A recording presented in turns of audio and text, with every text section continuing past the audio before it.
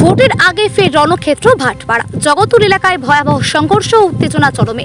তৃণমূল ও BJP কর্মীদের মধ্যে শুরু হয় বচসা, তারপরে ইট বৃষ্টি, মারামারি। পরিস্থিতি নিয়ন্ত্রণে আনতে হয় পুলিশ ও কেন্দ্রীয় বাহিনীকে। সবচেয়ে বড় খবর, গুলিবিদ্ধ এক সিআইএসএফ জওয়ান।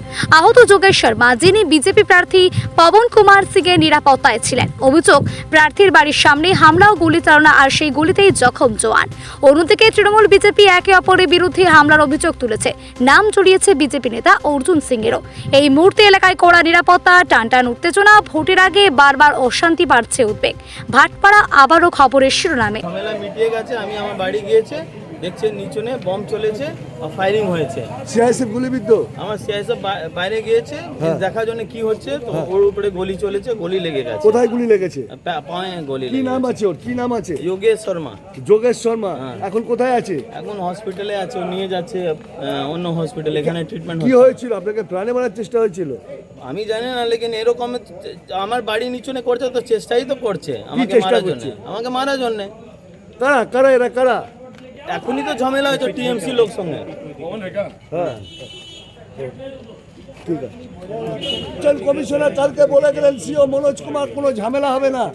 আমি কালকেই কমপ্লেন করেছে আইসি পাশে হ্যাঁ। কি ওখানে যখন প্রতিবাদ করছিল, হ্যাঁ ওখানে যখন একটা স্ট্রিট কর্নার মিটিং করছিল, ওখানে টিএমসি লোক এসে ঝামেলা করেছেন। এই জন্য কালকে থানা ঘেরাও করে কমপ্লেন করেছে। আইসি বলেছেন দেখছে, এখনো দেখছে। আজকে যখন আমি আসছিল আমার স্ট্রিট কর্নার মিটিং করার পরে আমি যখন ফিরছিল বাড়ির মধ্যে, দেখছে ওখানে ওই সব লোক, যেসব লোক কালকে ঝামেলা করেছে, ওসব ঘুরছে। কোথায়? থানার সামনে? থানার সামনে ঘুরে প্রতিবাদ করছে। যার উপরে কমপ্লেন করেছে এখনো ঘুরছে, ও নিজেই গিয়ে করছে, প্রতিবাদ করছে। এখন কি বোমগুলি চলেছে? বোমগুলি চলেছে এখন চলাচ্ছে। এই জন্য তো আমার লোককে লেগে গেছে, আমার সিকিউরিটিকে লেগে গেছে। দেখুন, আপনি ব্লাড তো দেখতে পারবেন। হ্যাঁ, আমার সিকিউরিটি আমার বাড়ি নিচনে বোম চালিয়েছে। এখন আমি কিছুদের আগে এখানে দাঁড়িয়ে। গুলি চলবে, গুলি আমরা বিজেপি করলে গুলি খেতে হবে, এটা আমরা করেই বিজেপি করি।